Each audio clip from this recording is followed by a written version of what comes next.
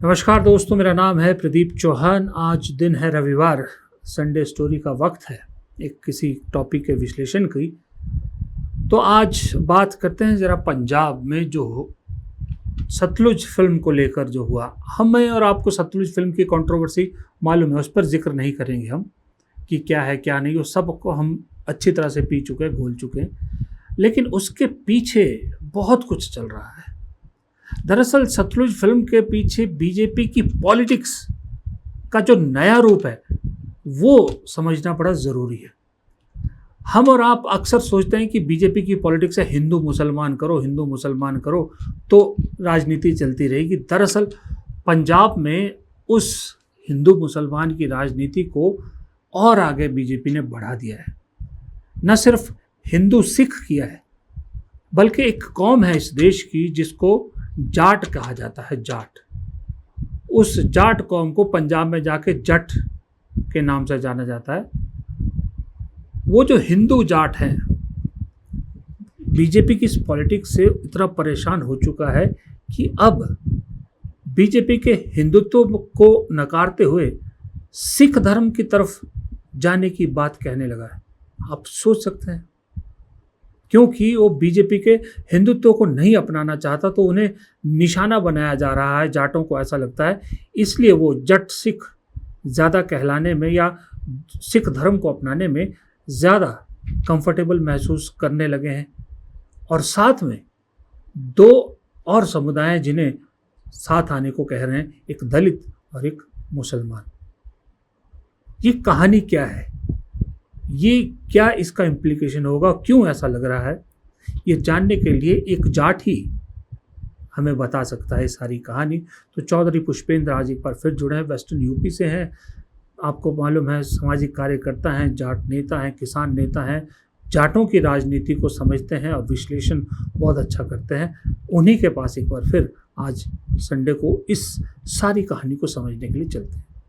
तो दोस्तों, जैसे कि आप देख सकते हैं चौधरी साहब हमारे साथ जुड़ गए हैं। बिना वक्त ज़ाया किए सीधा चौधरी साहब के पास चलते हैं। पुष्पेंद्र भाई, सबसे पहले तो आपका एक बार फिर से बहुत बहुत स्वागत है। और सीधा सवाल, ये धन्यवाद। जो ये जो इस वक्त पॉलिटिक्स देश में चल रही है, खास करके सतलुज फिल्म जो पंजाब में जिसको लेके बवाल है, उसके पीछे राजनीति कुछ और है, पर्दे के आगे जो कहानी हमको दिख रही है वही है, या आप पीछे इसके कोई और कहानी पढ़ पा रहे हैं? क्या राजनीति हिंदू मुसलमान से बढ़कर कहीं और भी जाती हुई आपको दिख रही है? देखिए प्रदीप जी, ये जो सतलुज फिल्म की कहानी है, ये पूरा जो ये पंजाब 5 नदियों का जो राज्य माना जाता है ऐतिहासिक रूप से, जिसमें पाकिस्तान का पंजाब भी आता है और हिंदुस्तान का पंजाब है, हरियाणा है, हिमाचल है, सारा एरिया आ जाता है। और इसी से मिलती जुलती संस्कृति जो अब राजस्थान है या वेस्टर्न यूपी है, और हिंदुस्तान का ये सारा पार्ट, जिसको आम भाषा में जाटलैंड कह देते हैं। अगर एक शब्द में इसको डिस्क्राइब किए करें, वेस्टर्न यूपी, राजस्थान, हरियाणा, पंजाब, ये सबको आम भाषा में बड़े बड़े अखबारों के हेडलाइंस में जाटलैंड नाम से छपता है। किसी एक जाति से इसका कहना अर्थ नहीं है, लेकिन जाटों की यहाँ पर जो है एक डोमिनेंट 20-25% की आबादी है। तो ये सारा का सारा जो एरिया है पाकिस्तान का पंजाब इंक्लूड करके, इसमें जब भी बाहर से आक्रमण हुए हैं तो इसी एरिया ने जो है देश की रक्षा करने का, लोहा लेने का काम भी किया है, और ग्रीन रिवॉल्यूशन के माध्यम से देश का पेट भरने का काम भी किया है। लेकिन इसका बंटवारा भी बहुत ज्यादा हुआ है और यहाँ पर संघर्ष बहुत ज्यादा हुआ है, नरसंहार भी यहाँ पर कई हुए हैं। और आज की बात, क्योंकि एक आपने बहुत सीरियस टॉपिक उठाया है, तो आपके दर्शकों को ये ना लगे कि साहब कुछ भी बात कहीं से भी कह दी गई है, तो मैं कुछ किताबों का रेफरेंस दे करके, जिनके में ये फैक्ट्स मौजूद हैं जो हम आज बताएंगे विस्तार से, उनका मैं 2-3 चीजों का रेफरेंस देना चाहूंगा। एक तो ये लगभग 1850 में छपी है, history of the six Cunningham की, ये आपके दर्शक पढ़ सकते हैं। इसके अलावा 2 वॉल्यूम्स की किताब जो है history of the six Khushwant Singh की है, आपके दर्शक इसको भी देख समझ सकते हैं। एक द सिक्स ऑफ पंजाब है ग्रेवाल की, ये एक बहुत महत्वपूर्ण किताब है सिख हिस्ट्री की। एक पतवंत सिंह की द सिक्स है, इसका रेफरेंस लोग ले सकते हैं। इसी तरीके से पंजाब एंड द राज करके एक इयान टैलबॉट की किताब है, एक पंजाब राजमोहन गांधी की किताब है। ये सारी किताबें मेरे पर्सनल लाइब्रेरी में मौजूद हैं और मैं लगातार इनका अध्ययन करता रहता हूँ। एक ये अंबेडकर साहब की पाकिस्तान और द पार्टीशन ऑफ इंडिया ये किताब है, और हिस्ट्री ऑफ द जाट्स है, इसका भी मैं रेफरेंस दूंगा। तो ये सारी तमाम किताबों के आधार पर हम कह रहे हैं कोई हम कोई हवा में बातें नहीं करने जा रहे हैं। वास्तविकता यह है कि इस पूरे एरिया में लगातार ऐतिहासिक रूप से बहुत पुराने संघर्षों में ना जाते हुए मैं जो है मध्य जो 18वीं शताब्दी है और उससे पहले मध्य जो 1669 से शुरू करूंगा। तो 1669 में सबसे पहला संघर्ष, और जिसको घल्लूघारा, क्योंकि ये सतलुज फिल्म जो आई है इसका नाम सबसे पहले घल्लूघारा था और वो वास्तविक चित्रण था। तो इस पूरे एरिया में बहुत बार बार घल्लूघारे हुए हैं। घल्लूघारा का मतलब ये है नरसंहार, अंग्रेजी में होलोकॉस्ट या जेनोसाइड जिसको कहते हैं। तो वहां से इसकी जड़ है, क्योंकि जब तक हम जड़ में नहीं जाएंगे हमें सारा कॉन्सेप्ट समझ में नहीं आएगा। और इस एरिया के जो लोग हैं जो दिल्ली के चारों तरफ लगभग 300-400 किलोमीटर में बसते हैं, ये अन्याय के खिलाफ लगातार संघर्ष करते रहे, चाहे सत्ता में कोई भी रहा हो, चाहे मुगल रहे हो, चाहे अंग्रेज रहे हो, या अभी जो सरकार चल रही है, मोदी सरकार चल रही है। किसान आंदोलन से लेकर के तमाम आंदोलन इस एरिया में किए। तो 1669 में औरंगजेब के खिलाफ सबसे बड़ी और सबसे बड़ी जो पहली बगावत हुई थी ऑर्गेनाइज्ड किसानों की, वो तिलपत में मथुरा के आसपास जो ये पूरा क्षेत्र पड़ता है, यहाँ गोकुला जाट के नेतृत्व में हुई थी, जहां उन्होंने 20,000 किसानों को इकट्ठा करके मुगल सेना से लोहा लिया। उसमें 5,000 जो है मारे गए जाट मुख्य रूप से, और वो लगभग कह सकते हैं कि वो पहला बड़ा घल्लूघारा था और जेनोसाइड था, क्योंकि इनके पास कोई हथियार नहीं थे और मुगल सेना के पास हथियार भी थे, उनके पास बंदूकें भी थी, तोपें भी थी, सब चीजें थी, लेकिन फिर भी 4 दिन तक इन्होंने बहुत जबरदस्त लड़ा। 1-2 कमांडर भी उनके मार दिए और वो बाद में गोकुल जाट को पकड़ करके आगरा में टुकड़े टुकड़े कर दिया गया। ये एक बड़ा घल्लूघारा हुआ। उसके बाद 1746 में सिखों का बड़ा नरसंहार मुगलों द्वारा पंजाब में किया गया। उसके बाद 1762 में अहमद शाह अब्दाली का जो अफगानिस्तान से अटैक होता था, उसने बड़ा बल्लूघारा कहते हैं उसको, उसमें लगभग 25-30 हजार सिखों का कत्लेआम किया। ऐसे ही फिर अंग्रेजों का जब शासन आया तो 1857 में हो या 1919 में जलियांवाला बाग हो, उसमें घल्लूघारे हुए। फिर पार्टीशन जब हुआ, वो भी एक किस्म का पंजाब का ही पार्टीशन था, और ये पूरे एरिया जिसको जाटलैंड कहते हैं इसी का पार्टीशन था। उसमें भी एक घल्लूघारा हुआ, क्योंकि वहां दसियों लाख आदमी, चाहे वो पॉलिटिकल रीजन से मारे गए हो, तो उसमें मारे गए। और आखिरी 1984 और 1984 से 1995 के बीच में जो एक इंसर्जेंसी पंजाब के अंदर रही और उसके क्या क्या कारण रहे, जिसमें से ये सतलुज फिल्म निकली है। तो सतलुज फिल्म में जो दिखाया गया है कि भाई एक जो जसवंत सिंह खालरा जी हैं, उन्होंने ये चीज निकाली कि एक्स्ट्रा जुडिशियल किलिंग जो एनकाउंटर फर्जी हैं वो किस प्रकार से किए गए, 25,000 की उन्होंने संख्या बताई। तो अब इस फिल्म को पंजाब के चुनाव से जो 2027 के फरवरी में होना है, उससे एन पहले रिलीज करना और 2 दिन बाद उसको बैन करना, इसके पीछे गहरी साजिश हिंदू और मुसलमान को बांटने की लग रही है, जिसके पीछे लगातार भाजपा की साजिश हमें नजर आती है कि भाजपा किस तरीके से 2014 में जी हिंदू हिंदू मुसलमान को बांटने की या हिंदू सिख को बांटने की? सॉरी, हाँ सही कह रहे हैं, हिंदू मुसलमान की तो इनकी एक है ही, लेकिन पंजाब के पॉइंट ऑफ व्यू से हिंदू सिख को बांटने की इनकी पंजाब में के चुनाव में, ठीक आपने बिल्कुल कहा। तो ये हिंदू मुस्लिम तो करते हैं, लेकिन पंजाब में ये हिंदू सिख करने की इनकी इच्छा है, और हिंदू सिख को बांटने की नीयत से जो भाजपा है उसने इसको पहले रिलीज करवाया, फिर इसको तत्काल 2 दिन बाद बैन कराया। और जी किसका चैनल है वो भी सबको मालूम है, जी जो है इन्हीं के एक चेले का चैनल है जो हरियाणा से आते हैं। खैर, तो ये सारी सारी एक साजिश है कि समाज में किस तरीके से टकराव पैदा करके सत्ता पे काबिज हुआ जाए, क्योंकि जाटलैंड में अगर आप देखें तो राजस्थान में सत्ता में काबिज है, हरियाणा में सत्ता में भाजपा काबिज है, दिल्ली में भी काबिज है, और वेस्टर्न यूपी या पूरे यूपी में भी काबिज है, तो वेस्टर्न यूपी पार्ट है उसका। तो अभी केवल जाटलैंड का ये हिस्सा इनके हाथ से बाहर चल रहा है, पंजाब, और पंजाब में कभी भी इनकी सरकार नहीं बन पाई है। हालांकि अकाली दल के साथ एक दो बार जब भी है इनकी सरकारें बन गई थी, लेकिन अकाली दल उसमें मुख्य रूप से था, तो इनकी ज्यादा उसमें नहीं चलती थी कि ये कोई बंटवारा ज्यादा कर सके। तो इस बंटवारे की नीयत से जो मेरी अपनी रीडिंग है कि भाई इसमें कहीं ना कहीं कांग्रेस को नीचा दिखाने की और हिंदू और सिखों के बीच में दरार पैदा करके वोट वसूल करके सत्ता में आने की साजिश के तहत इन्होंने इस फिल्म को पहले रिलीज किया, फिर बैन किया। अब ये सारे पंजाब में, सारे विश्व में लोगों ने देखी। मैंने भी इसको फिल्म को जो है, क्योंकि सब जगह उपलब्ध है, तो उसको हमने देखने का काम किया। तो इस फिल्म को देख करके आदमी के रोंगटे खड़े हो जाते हैं। उस वक्त जो जो अत्याचार हुए, एक्स्ट्रा जुडिशियल किलिंग्स जो हुई, ये सारी चीजें खैर सामने आनी चाहिए, लेकिन राजनीतिक लाभ लेने के लिए इसका इस तरीके से जो दोहीकरण किया जा रहा है, ये बड़ा खतरनाक ट्रेंड जो भाजपा सरकार है उसने अपनाया हुआ है। तो जैसे जैसे जिस जिस राज्य में चुनाव आते जाते हैं, ये उसी तरीके से वहां की जो भी डोमिनेंट है, चाहे वो पंजाब में सिख हो या हरियाणा में इन्होंने जो अत्याचार किए विशेषकर जाटों के ऊपर, तो सिखों को तो इन्होंने यहाँ पर निपटाने का आपके फैसला कर रखा है। सबसे पहला और बड़ा दुश्मन जो भाजपा का है वो है मुसलमान। मुसलमानों के खिलाफ एनकाउंटर न्याय हो या बुलडोजर न्याय हो, ये सारे देश को पता है। एसआईआर में उनके नाम किस तरह बंगाल में काटे गए, अन्य जगह इनके वोटों में से नाम हटाए जा रहे हैं, ये सारा देश देख रहा है।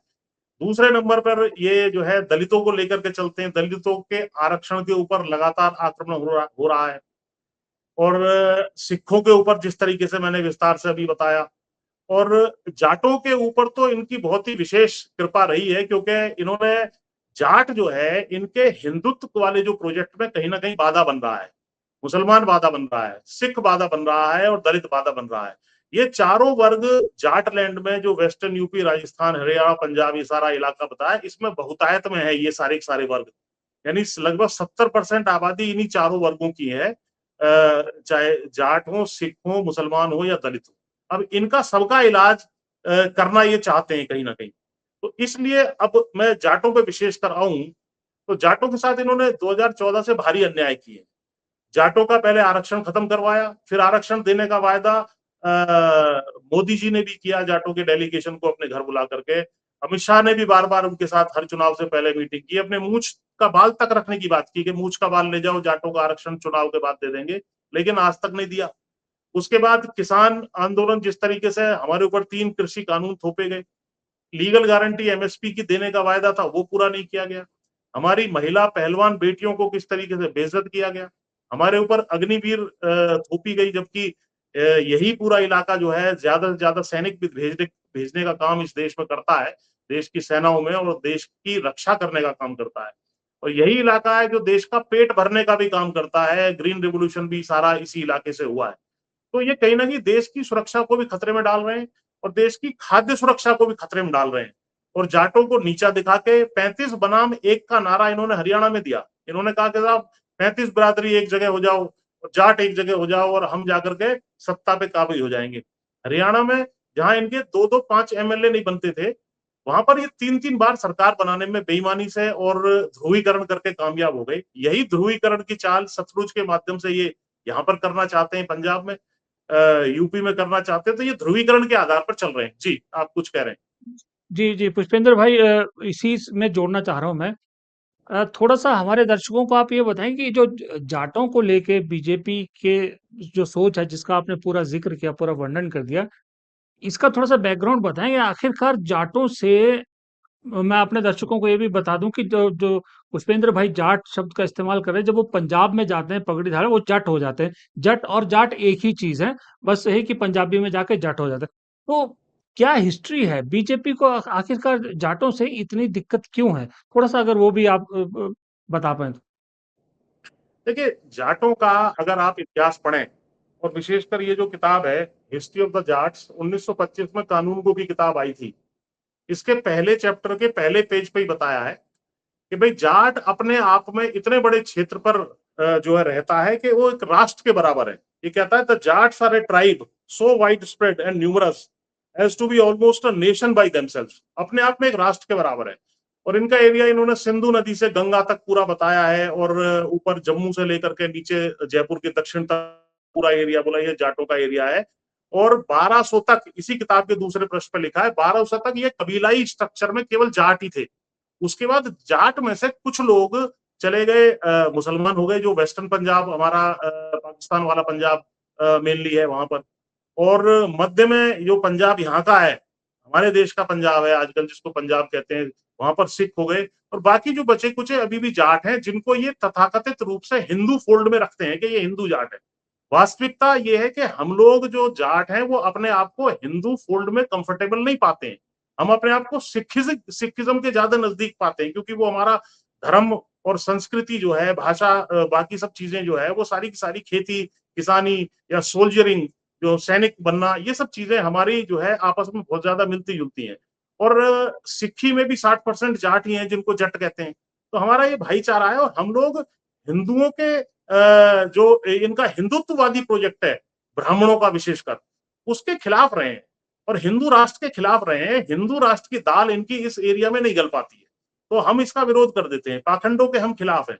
ब्राह्मणों की सत्ता या ब्राह्मणों को सर्वोच्च मानने का काम हम नहीं करते। भाई जाट जो है, आप देखें, किसी से पूछें जाट है तो वो क्या ब्राह्मण है, क्या वो क्षत्रिय है या वैश्य है, शूद्र है, किसी भी कैटेगरी में जाट नहीं आता। तो जाटों का एक अपना वजूद रहा है, और 1200 तक ये सारे के सारे एक थे।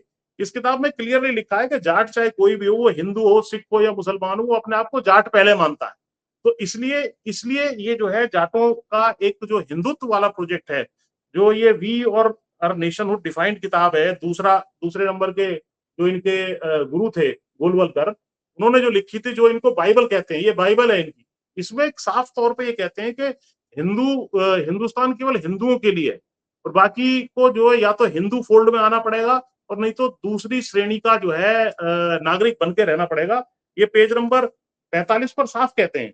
तो ये मैं कोट कर सकता हूं, लेकिन मैंने आपको ट्रांसलेट करके बता दिया, आपके दर्शक इसको रेफरेंस के साथ देख भी सकते हैं। तो इस सारे प्रोजेक्ट में सबसे बड़ा जो बाधक है वो जाट है, इसलिए इनके ग्रीवांसेस इनके साथ हैं, और इसलिए इन्होंने तमाम अत्याचार, भाई हमारी लड़कियों को छेड़ने का जो काम किया, ब्रजभूषण शरण सिंह इन्हीं का सांसद था, 10 साल से वो छेड़खानी कर रहा था, यौन शोषण कर रहा था। क्या उसको इन्होंने सजा दिलाने में कोई मदद की? ये हंसते रहे। ये उनको बूटों से उनको जंतर मंतर पर कुचला गया। बड़ी मुश्किल से एफआईआर दर्ज हुई। वो लड़की बेचारी हमारी ओलंपिक तक पहुंच गई थी, और किस तरीके से वो ओलंपिक भी शायद जीत जाती। 100 ग्राम एक्स्ट्रा वजन की वजह से उसको निकाल बाहर किया, तो संघी कितने प्रसन्न हुए, और उन्होंने क्या क्या कमेंट किए मैं आपकी चैनल पे बोल भी नहीं सकता। तो जाटों से ये कहीं ना कहीं चिढ़ते हैं, जबकि इनको ये नहीं मालूम कि जाटों की वजह से पूरे देश की सुरक्षा हो रही है, चाहे वो हिंदू जाट हो, मुसलमान। देखिए हम हैं भी सेक्युलर, हम तीनों चारों धर्मों में हैं। पाकिस्तान में सारे मुस्लिम जाट हैं, पंजाब में सिख जाट हैं, और बाकी सब कहो तो तथाकथित रूप से हिंदू जाट है, और बिश्नोई भी जो होता है वो भी 90% जाट ही है। तो ये सारे एरिया में इनके बाहर रहे हैं, और खेती किसानी से हमारा, और सैनिक जो है उससे हमारा नाता रहा है, सेनाओं से नाता रहा है, हम टक्कर लेते रहे हैं। तो इन लोगों को मजबूत जाति कोई भी पसंद नहीं आती है जो इनके हिंदुत्व के प्रोजेक्ट को चैलेंज कर दे।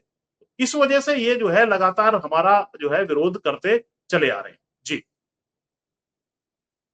पुष्पेंद्र भाई, फिर एक चीज बताइए कि आप जो जाट कौम है उनकी हिस्ट्री जो है वो अब बड़ी शानदार रही है, और आपने सारी गिना भी दी है, हमको मालूम भी है, हमने पढ़ा भी है जाटों के बारे में, और मैंने तो बहुत काम भी किया है पंजाब हरियाणा में जाटों के बीच में, और जाटों से दोस्ती है। ये जो कोशिश बीजेपी कर रही है हरियाणा में, बड़े तरीके से, जैसे आपने बताया कि 35 बनाम 1 कर दिया गया, उसमें कामयाब हो गए। वेस्टर्न यूपी में आपके जयंत चौधरी को साथ रखा हुआ है, तो उसके सहारे जो है वो काम कर जाते। पंजाब में ये कोशिश कामयाब हो पाएगी इनकी? देखिए पंजाब में कोशिश तो ये पूरी करेंगे, क्योंकि आज तक पंजाब में इनकी सरकार नहीं बन पाई है। अब ये इस कोशिश में है कि एक तो हिंदू वोटों को अपने साथ ले लें, ये जो सतलुज फिल्म और ये सारी कंट्रोवर्सी खड़ी करके, और सिखों के अंदर भी जो 2-3 कम्युनिटीज हैं जो पिछड़े हैं या एससी वर्ग से आते हैं, रामदासिया कम्युनिटी है या मजहबी सिख हैं, उन लोगों को भी ये जट सिखों से लगातार भिड़ाते रहते हैं। तो इनकी सारी राजनीति भिड़ाने की राजनीति है। पंजाब में इनको आपस में भिड़ा देना, सिखों को हिंदुओं से भिड़ा देना और सिखों को आपस में भिड़ा देना, 35 बनाम 1 का नारा देकर के जाट नॉन जाट कर देना वेस्ट हरियाणा में। इसी तरीके से राजस्थान में भी ये लेकर के चलते हैं, वेस्टर्न यूपी में भी इसी काम को करते हैं। तो हर जगह इनकी राजनीति केवल डिवाइड एंड रूल की राजनीति है और कोशिश ये बहुत ज्यादा करेंगे, क्योंकि इस बार इनको लग रहा है कि जैसे चन्नी को नाराज किया, मुझे तो लग रहा है कि चन्नी के पीछे भी कहीं इन्हीं का हाथ ना हो कि भाई चन्नी को नाराज कर दो, थोड़े दिनों बाद चन्नी को अपने यहाँ ले लो और एक प्रोजेक्ट कर दो। और आज उनका दौरा भी है, वहां पर जालंधर में गए हुए हैं जो प्रधानमंत्री हैं। तो ये सारी की सारी जो इनकी राजनीति है, बांटने की राजनीति है। जबकि मैं आपके दर्शकों के लिए स्पष्ट कर दूं और चारों वर्गों के लिए स्पष्ट कर दूं जो मैंने बताए, जाटलैंड का मजबूत रहना बहुत आवश्यक है इस देश के लिए। अगर इस देश में हिंदुत्व के प्रोजेक्ट को कोई फेल कर सकता है तो जाटलैंड के 4 लोग कर सकते हैं। सबसे पहले जाट स्वयं, दूसरा सिख, तीसरा मुसलमान और चौथे दलित। और ये चारों ही संघियों के टारगेट पे रहते हैं, इसीलिए क्योंकि ये कहीं ना कहीं इनके फोल्ड से बाहर चल रहे हैं। इनको जो है अपना जो संघियों को जो वर्ण व्यवस्था है जिसके माध्यम से इनका एक्सप्लोटेशन किया गया विशेषकर दलितों का, उसको भी ये नकारने का काम करते हैं। और मुसलमानों से तो इनकी जग जाहिर है, सारी की सारी हिंदू मुस्लिम के आधार पर तो ये सारी की सारी राजनीति करके इस सत्ता में काबिज हुए। 1925 में संघ का निर्माण करने के बाद इनका यही प्रोजेक्ट चलता चला आ रहा है। तो अब ये क्योंकि बाकी सारे देश को कहीं ना कहीं काबू में कर चुके हैं और दिल्ली के आसपास जो भी मजबूत जातियां हैं, वर्ग हैं या धर्म है, अगर उनको भी काबू में कर लिया जाए तो फिर इनका एक छत्र राज सैकड़ों साल तक, शायद हजारों साल तक चलता रहे। मुझे ऐसा लग रहा है कि अब इसके ऊपर इनका विशेष फोकस है। अब पंजाब इनका लास्ट बचा हुआ है। पंजाब के ऊपर ये पूरी कोशिश करेंगे कि हम हर तरह का बंटवारा करें, सतलुज फिल्म के माध्यम से करें और तरह के बयान दिलवा करके करें। अब बिट्टू के अलग तरह के बयान आ रहे हैं और जो एक उनके लालपुरा है उनके अलग तरह के बयान आ रहे हैं। तो ये सब बयानबाजी अभी चल रही है और ये सारा का सारा ड्रामा 2027 के विधानसभा चुनाव के लिहाज से ये कर रहे हैं। लेकिन अब इनके हिंदुत्व के फोल्ड को या हिंदुत्व के प्रोजेक्ट को फेल करने के लिए हमने भी एक योजना तैयार की है, जिसको मैं आप आगे आपके इसमें बताऊं। जी, जी, जी, ज़रूर, ज़रूर बताइए। जी। देखिए, हमने ये कहा है कि अब हमें जिस तरीके से ये लोग आपस में बांट रहे हैं, तो हम लोगों को जिनको इन्होंने टारगेट किया है, एक तो जाट हैं, दूसरे सिख हैं, तीसरे मुसलमान हैं और दलित हैं। ये 18 करोड़ की आबादी जाटलैंड की जो बनती है, उसमें से ये जो है लगभग 60% के आसपास बनते हैं, 60-70%। तो इन लोगों को इसमें गुर्जर भी शामिल कर लो और किसान जातियां भी आप शामिल कर लो। गुर्जरों का भी एक नरसंहार हुआ था 2007-8 में, जब इनकी भाजपा की सरकार राजस्थान में थी। तो उन्होंने वहां ट्रैक रोक दिए थे रेलवे के, तो क्या जरूरत थी आपको, जो है आपने लगभग 6-7 दर्जन गुर्जरों की जो है वहां हत्या की। जाट आरक्षण आंदोलन में भी आपको याद होगा 2016 में किस तरीके से सीधे आर्मी भेज करके जाटों का नरसंहार हरियाणा में किया गया। जबकि 3 बड़े आंदोलन इनके मैं खुद बता दूं जिसमें इन्होंने पूरे देश को जलाया, लेकिन उसमें किसी ने भी, सरकार ने इनका कोई नरसंहार नहीं किया। पहला 1966 में इन्होंने संसद घेरी थी गोरक्षा के लिए, जब इंदिरा गांधी प्रधानमंत्री थी। उस वक्त जो है इन्होंने संसद में ये घुस गए थे, आसपास की बिल्डिंगों में इन्होंने आग लगा दी थी, गाड़ियों में आग लगा दी थी। तब उस चीज को रोकने के लिए कुछ गोली चली, कुछ संत मरे। इसके बाद इन्होंने राम मंदिर के आंदोलन में पूरे देश को जलाया, कितने हजारों लोग उसमें मारे गए। फिर जब बाबरी मस्जिद गिराई है, उसके आंदोलन में हजारों लोग मारे गए। तो इन्होंने जो भी किया, या आरक्षण के विरोध में 1990 में जब वीपी सिंह ने आरक्षण लागू किया, उसके बाद किस तरीके से संघियों ने पूरे देश को जलाने का काम किया, बसें फूकी और तमाम यूनिवर्सिटीज में किस तरीके से आगजनी करी गई, सारे सड़कों पे लोग उतर आए। तो इनके सारे आंदोलन महाहिंसक हुए हैं, लोगों का जान माल का खूब नुकसान हुआ है। लेकिन इन्होंने जो हमारे आंदोलन है उनको इस तरीके से बदनाम करना, वायदा करके ना देना जाटों को आरक्षण भी इसलिए नहीं देना चाहते क्योंकि जाट अगर शिक्षा में चले गए, मजबूत हो गए, और तो आर्थिक रूप से, सामाजिक रूप से, राजनीतिक रूप से, शैक्षणिक रूप से जाटों को कमजोर करने का काम किया जा रहा है। तो जाट प्लस दलितों का आरक्षण छीनना और बाकी सब इनके पूरे टारगेट पे, आरक्षण ये बिल्कुल नहीं चाहते। मुसलमानों को तो ये देश में ही नहीं देखना चाहते। और जहां तक सिखों का सवाल है, सिखों को ये हिंदुत्व का पार्ट मानते हैं और सिख कहते हैं हम सेपरेट धर्म है। ये कहते हैं नहीं तुम्हारी कोई सेपरेट धर्म नहीं है, पंथ हो आप, आपकी कोई आइडेंटिटी नहीं है। इसी वजह से ये चारों को एकजुट हो जाना चाहिए। और केंद्र में चाहे कोई सरकार हो, तो उसके काउंटर में एक जाटलैंड ऑटोनोमस क्षेत्र की मांग हमने उठाई है। मैं पिछले 2 साल से इस मांग को उठा रहा हूं कि ये वेस्टर्न यूपी, राजस्थान, हरियाणा, पंजाब, ये सारा सारा एरिया एक जाटलैंड शब्द है, जो किसी जाति का परिचायक नहीं है, आम भाषा में इसको कहा जाता है। तो इस पूरे एरिया को जाटलैंड ऑटोनोमस क्षेत्र के रूप में हमें दें, ताकि कभी भी कोई गलत सरकार दिल्ली में आकर के ऐसी ना बैठ जाए जो कि यहाँ पर संविधान को कुचल दे, लोगों को कुचल दे, लोगों को आपस में भिड़ाने का काम करे। तो आरएसएस का कल को हिंदू राष्ट्र का जो प्रोजेक्ट है वो अगर फेल कोई कर सकता है, तो ये चारों वर्ग मिलकर के, चाहे वो जाट हो, सिख हो, मुसलमान हो, दलित हो, जाटलैंड के कर सकते हैं। बाकी सारे देश को कहीं ना कहीं ये काबू में अपने ले चुके हैं।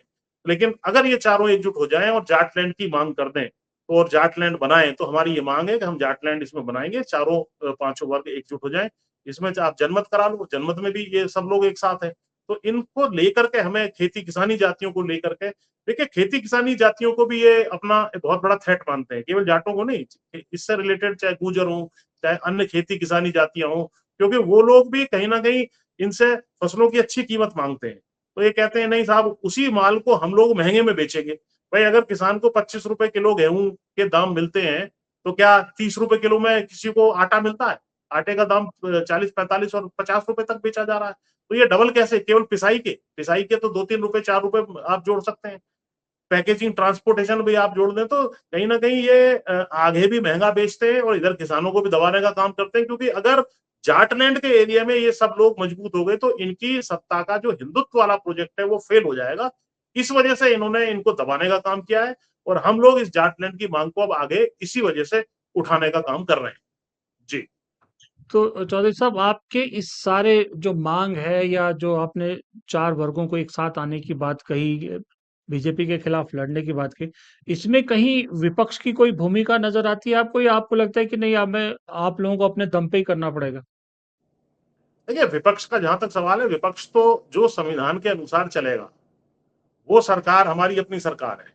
फिलहाल इस सारे जाटलैंड के एरिया में मैं तो कहता हूं साफ तौर पर कि कांग्रेस कम से कम ऐसी सरकार है, जो भी उन्होंने जब भी बनाई, तो उन्होंने एक मर्रम लगाने का हर एक व्यक्ति के ऊपर काम किया है। किसानों के लिए भी अच्छा रहा, जाटों के लिए भी अच्छा रहा, दलितों के लिए, मुसलमानों के लिए, सब लोगों के लिए अच्छा रहा। तो कांग्रेस एक पॉजिटिव सरकार है। लेकिन कांग्रेस की सरकार तो सदा सदा रहती नहीं है।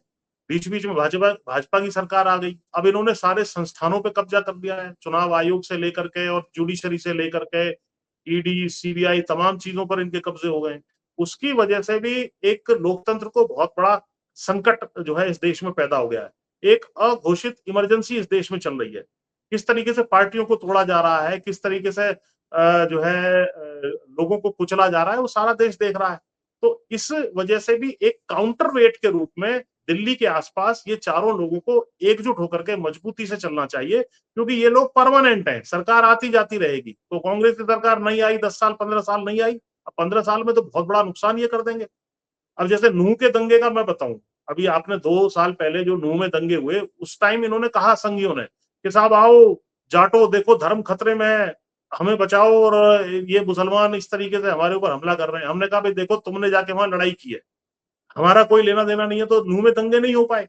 तो ये दंगा करने के लिए भी ओबीसी किसान जातियों को, कहीं गुजरों को, कहीं जाटों को, कहीं बाकी लोगों को इस्तेमाल करते हैं। लेकिन जाट अब बिल्कुल समझ चुका है कि संघी टोटली मुसलमान के, सिख के, दलित के और जाटों के खिलाफ है, गुजरों के खिलाफ है, किसान बिरादरियों के खिलाफ है। हम सब लोगों को एकजुट होकर के काउंटर वेट परमानेंटली दिल्ली के चारों तरफ बनाना चाहिए। वरना इसी तरीके से, जैसे ऐतिहासिक रूप से शासक कोई रहा हो, लेकिन इस एरिया में लगातार घल्लूगारे होते रहे, नरसंहार चलते रहे। आगे भी नरसंहारों से हमें बचना है, और सतलुज जैसी जो फिल्म की स्टोरी आई है वैसी से बचना है। तो हम लोगों को एकजुट हो जाना चाहिए, चारों पांचों वर्गों को, और अपना एक जाटलैंड यहाँ आसपास ऑटोनोमस क्षेत्र के रूप में जी। As a counterweight to the central government पैदा कर देना चाहिए। जी। इसमें फिर पुष्पेंद्र भाई, एक सवाल उठता है जो मेरे मन में है कि आपने कहा चारों को एक साथ होना होगा, जाट, सिख, मुसलमान, दलित, सबको। पर जब आपने खुद एक जिक्र किया बुलडोजर न्याय और ये सब का, जब मुसलमान निशाने पे आता है तो फिर जाट मुसलमानों के साथ खड़ा क्यों नजर नहीं आता? नहीं, हमने कहा था जब ये इन्होंने पिछले साल भी बयान दिया था बाबा ने कि भाई ये जो मथुरा वाली मस्जिद के विषय में बयान दिया था, ईदगाह का और कृष्ण जन्मभूमि का जो मामला था, उसमें हमने कहा था मतलब एक सुई भी कोई भी व्यक्ति मुसलमानों के हाथ से जाटलैंड में से नहीं छीन सकता है। और मुसलमान भी जाटों के साथ या सिखों के साथ या दलितों के साथ ज्यादा कंफर्टेबल रहते हैं। और बहुत सारी सिखों की जातियां मुस्लिम है। स्वयं जाट वेस्टर्न यूपी में मुस्लिम जाट होते हैं। बहुत सारे हमारे गांव हैं, यहाँ बागपत क्षेत्र में आप चले जाइए, बड़े बड़े गांव हैं जहां पर जो है मुसलमान धर्म हमने अपनाया हुआ है, तो हम लोगों के लिए कोई तकलीफ नहीं है। और इसमें एक चिट्ठी का रेफरेंस भी बहुत जरूरी है आपके दर्शकों के लिए देना। एक चिट्ठी मेरे पास है जो चौधरी चरण सिंह जी ने 6 अक्टूबर 1958 को पंडित जी नेहरू जी को लिखी थी। उसमें भी उन्होंने इस बात का जिक्र किया था, ये मेरे पास है, कि भाई 1891 से 1931 के बीच में जो पंजाब ज्वाइंट पंजाब था, वहां के हिंदू जाट जो थे वो 56% मुसलमान या सिख बन गए थे। तो हम लोगों को सिख सिख धर्म में जाने की आवश्यकता है ताकि हम लोगों के जो डिविजन है वो कम हो जाए। अगर ये तथाकथित हिंदू जाट जो किसी भी धर्म में फिलहाल नहीं गए, जिनको मैं प्योरली जाट मानता हूं, इनको धीरे धीरे सिख धर्म की तरफ चले जाना चाहिए। तो इनकी इनकी मजबूती हो जाएगी। और सिखी में इसलिए मजबूती होगी कि ये एक तो कुर्बानी का धर्म है, सेवा का धर्म है, और ये ऐसा धर्म है जो सबकी, जैसे आपने देखा कोविड के टाइम पे सबसे ज्यादा गुरुद्वारों ने, चाहे ऑक्सीजन की व्यवस्था हो, दवाइयों की व्यवस्था हो, लंगर की व्यवस्था हो, वो सब करते रहे, कुर्बानियां देते रहे। और हमारा हमारा भाईचारा है उनसे, हमारे भाई वहां पर जो है मजबूती से बैठे हुए हैं। तो हम लोग क्यों ब्राह्मणों की जूती खाने के लिए जो है हिंदू धर्म में बैठे रहे। और वैसे भी हमारे यहाँ तो खाप खेड़ा और खेत का कॉन्सेप्ट है। हम लोग तो 3 ईंट गांव में रख करके पूजा कर लेते हैं। मैं स्वयं कभी भी किसी मंदिर नहीं गया। सुबह को उठ करके केवल अपने पिताजी का मैं हाथ जोड़ लेता हूँ, और जो एक ओमकार है उसकी मैं एक जो है उसको याद कर लेता हूँ। बस इतनी मेरी पूजा होती है 1 मिनट की सुबह सुबह। बाकी हमें कोई दिक्कत नहीं, हम अपने कर्म में विश्वास करते हैं। ना हम कोई माला पहनते, ना हम कोई और चीजों में जो है पाखंड में विश्वास करते। तो क्योंकि ब्राह्मण चाहता है कि जाट भी इसी चीज में आ जाए। अब कुछ लोगों को जैसे बरगला करके ये कांवड़ यात्रा में लगा देते हैं, और उनको फिर मुसलमानों से भिड़ाने के काम करते हैं, जो भी किसान जातियां हैं। तो ये सारा जो डेंजरस प्रोजेक्ट इस देश में चल रहा है, इसकी वजह से संविधान टूटेगा, कहीं ना कहीं सिविल वॉर छिड़ने की जो है की आशंका है, और देश भी टूट सकता है। तो इसलिए देश को यदि मजबूत रखना है तो जाटलैंड के सारे भाई एकजुट हों।